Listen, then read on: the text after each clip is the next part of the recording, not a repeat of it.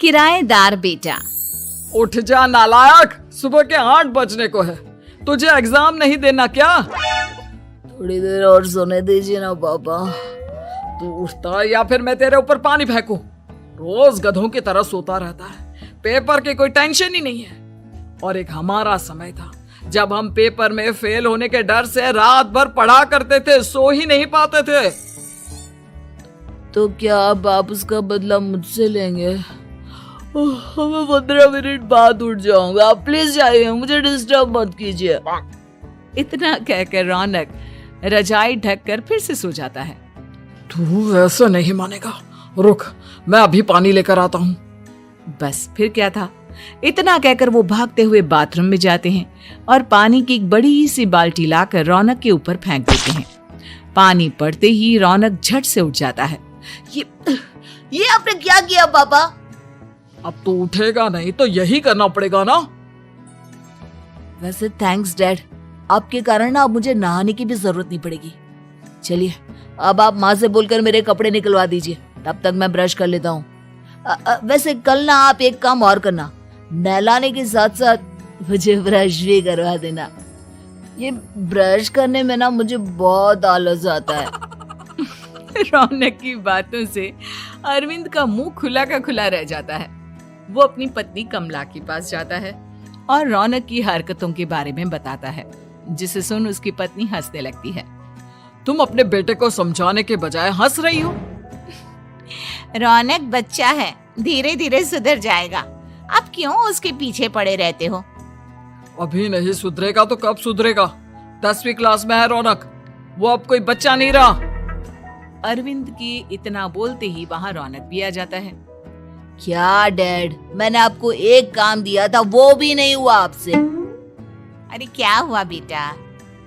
माँ, मैंने डैड से बोला था कि वो आपको बोलकर मेरे स्कूल की यूनिफॉर्म निकाल दे, लेकिन मेरे पीछे पड़ने के अलावा इनसे एक काम ढंग से नहीं होता।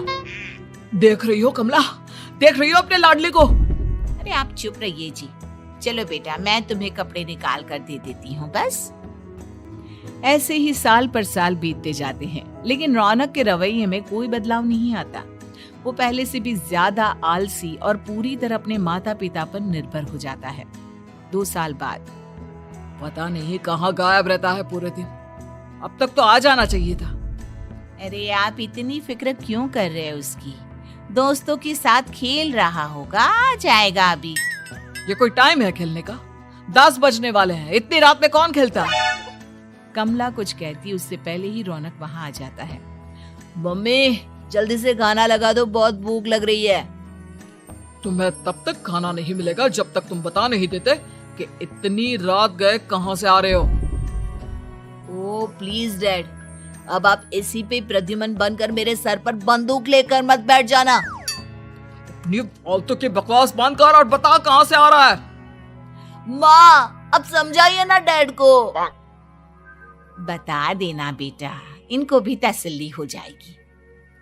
आप बोल रही हैं तो बता देता हूँ, मैं दोस्तों के साथ मूवी देखने गया था, इसलिए देर हो गई।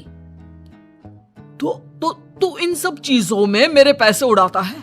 कभी 1 रुपया कमाने के बारे में सोचा है तूने? जब देखो हवा की तरह पैसे उड़ाता रहता है। माँ अब आप इन्हें चुप करा दीजिए, वरना ना मुझे गुस्सा आ जाएगा। अच्छा क्या कर लेगा? बता ना क्या कर लेगा तू? वैसे बात तो ठीक ही है, मैं कर ही क्या सकता हूँ। पैसे तो फिर भी मैं आपसे ही मांगूंगा ना। चलिए अब ये सब बात छोड़िए और मम्मी मेरे लिए खाना लगा दीजिए। अभी लगा देती हूँ बेटा। मैं बता रहा हूँ कमला, एक दिन ये ऐसे ही बिगड़ जाएगा। उफ़ो, आप क्यों इतना पीछे पड़े रहते हो मेरे बच्चे के?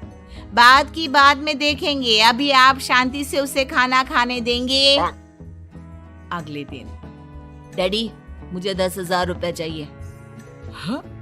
अब इतने पैसे क्यों चाहिए तुझे? डैड आप बिना सवाल किए कभी पैसे नहीं दे सकते क्या? जब तक तू बताएगा नहीं तुझे पैसे भी नहीं मिलेंगे। अरे अब आप अपने बेटे को पैसे भी नहीं दे सकते? नालायक, तेरी उम्र के लोग नौकरी करते हैं और एक तू है जो नौकरी करने का नाम ही नहीं लेता कभी। आप लोगों के होते हुए भला मैं नौकरी क्यों करूं? अरे हम कब तक पैसे देंगे तुझे? तुझे भी तो अपने पैरों पर खड़ा होना होगा ना। कौन सा उधार के पैरों पर खड़ा हूँ? अपने ही तो पैरों पर खड़ा हूँ मैं।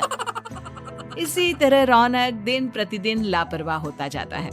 उसकी लापरवाही को देखते हुए अरविंद और कमला अपने बेटे की शादी कराने का फैसला लेते हैं और 1 महीने के अंदर अंदर ही रौनक की शादी मेघा नाम की लड़की से करा देते हैं। शादी के कुछ दिन बाद, रौनक, मुझे एक अच्छी सी साड़ी चाहिए, आप ला दोगे ना? हाँ, क्यों नहीं। कितने तक की आती है साड़ी? यही करीब 5,000 तक की। तुम चिंता मत करो, मैं आज ही डैडी से पैसे मांगकर तुम्हारे लिए साड़ी ले आऊंगा। आप कब तक ऐसे ही अपने पापा से पैसे मांगते रहेंगी? कोई अच्छी सी नौकरी क्यों नहीं कर लेते आप? अरे डैड के होते हुए मुझे नौकरी करने की जरूरत ही क्या है? पर आप ऐसे कब तक उनसे पैसे मांगते रहेंगे? कुछ आपको अपने दम पर भी तो करना होगा ना।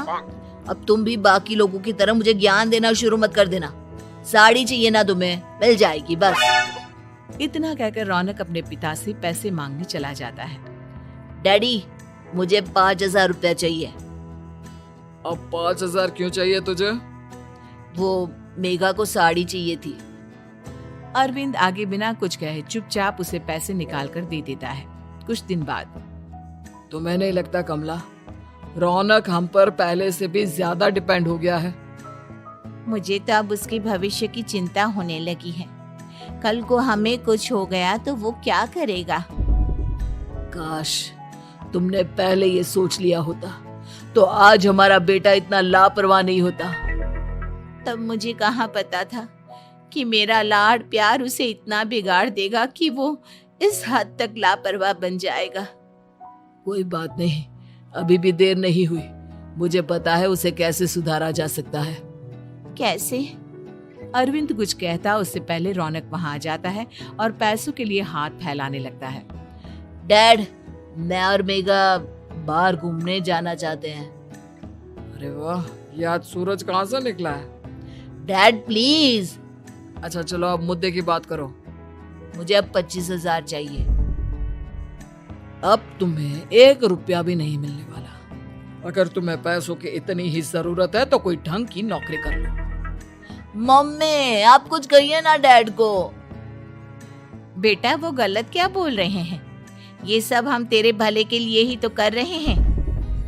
मम्मा, मैंने बताया ना आपको, मुझे नहीं करनी कोई जॉब वॉब। तो ठीक है, निकल जाओ हमारे घर से। तुम्हारे जैसे लोगों के लिए मैंने ये घर खड़ा नहीं किया है। जितना ये घर आपका है ना, उतना ही मेरा भी है। मैं कहीं नहीं जाने वाला। जाना तो पड़ेगा ही तुझे, क्योंकि अब मैं तेरा कोई भी खर्चा नहीं उठाने वाला। ठीक है, मत उठाइए मेरा खर्चा, मैं अपने दम पर भी जी सकता हूँ। तो बेशर्मों की तरह अब तक यहाँ क्यों खड़ा है? अपना सामान ले और निकल जाए यहाँ से। रौनक पैर पटकते हुए वहां से चला जाता है। घर से निकालना जरूरी है क्या उसे? बिना पैसों के कौन रखेगा उसे किराए पर? अगर उसका भविष्य सुधारना है तो हमें अपने दिल पर पत्थर रखकर ये कदम उठाना ही होगा। दोनों बात कर रहे होते हैं कि रौनक अपनी पत्नी के साथ एक बड़ा सा बैग लेकर घर से निकल जाता है, लेकिन घर से बाहर उसे कोई भी मुफ्त में अपने घर किराए पर नहीं रखता। अंत में थक हार कर वो फिर से अपने घर चला जाता है। क्या हुआ? थोड़ी देर पहले तो दहाड़ते हुए घर से निकला था, अब क्या हुआ? नहीं रखा ना किसी ने तुझे किराए पर? डैड प्लीज, मैं कुछ दिनों में कोई अच्छी सी नौकरी शुरू कर दूंगा। आप तब तक तो हमें रख लीजिए प्लीज। सुबह से रात हो चुकी है लेकिन कोई हमें रखने को राजी नहीं है। अब आप ही बताइए, इतनी रात को मैं मेघा को लेकर कहाँ जाऊंगा?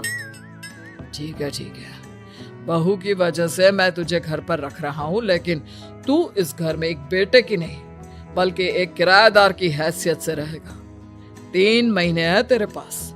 इन 3 महीनों के अंदर अंदर मुझे तेरी पहली तनख्वाह हाथ में चाहिए, समझ गया? पक्का डैड, इन 3 महीनों के अंदर अंदर तो कोई बढ़िया सी नौकरी ढूंढ ही लूंगा मैं। ऐसे ही धीरे धीरे समय बीतने लगता है और अरविंद के दिए 3 महीनों में से 2 महीने बीत चुके होते हैं। पापा जी ने हमें 3 महीने दिए थे, जिसमें से 2 महीने तो बीत चुके हैं। अब ये आखिरी महीना बचा है। अरे तुम चिंता मत करो, आज मेरा ना 2 जगह इंटरव्यू है, दोनों में से कहीं ना कहीं तो जॉब लगी जाएगी। अच्छा, all the best. Raunak interview के लिए निकल जाता है, जिसके बाद शाम में रौनक घर आता है। कैसा गया इंटरव्यू? आपकी नौकरी लगी या नहीं? अरे पहले सांस तो ले लेने दो अच्छे से। बताइए ना, मुझसे तो जरा भी इंतजार नहीं हो रहा है। वो दरअसल बात यह है कि मेरी नौकरी तो लग चुकी है, लेकिन पैसे बहुत कम है। कितने पैसे हैं? 15,000। इतने में अरविंद और कमला मिठाई का डिब्बा लेकर आ जाते हैं। बधाई हो बेटा। हम जानते थे तेरी जॉब जरूर लगेगी। लेकिन मेरी सैलरी बहुत कम है मम्मा। कम है तो क्या हुआ, धीरे धीरे बढ़ जाएगी। हाँ बेटा, हम तो बस चाहते थे कि तू अपने पैरों पर खड़ा हो जाए। मतलब अब आप मुझे घर से नहीं निकालेंगे? नहीं, ये सब हमने तुझे जिम्मेदार इंसान बनाने के लिए किया था। Thank you mummy papa. अगर आप दोनों ऐसा नहीं करते तो मुझे कभी अपनी जिम्मेदारियों का एहसास तक नहीं होता। आज आपने मुझे सिखा दिया कि इंसान का अपने पैरों पर खड़ा होना भी जरूरी होता है। इतना कहकर रौनक झट से अपने माता पिता के गले लग जाता है और अपनी कमाई की पहली तनख्वाह वो अपने माता पिता के हाथ में सौंपता है। इस तरह रौनक एक गैर जिम्मेदार व्यक्ति से एक जिम्मेदार व्यक्ति बन जाता है।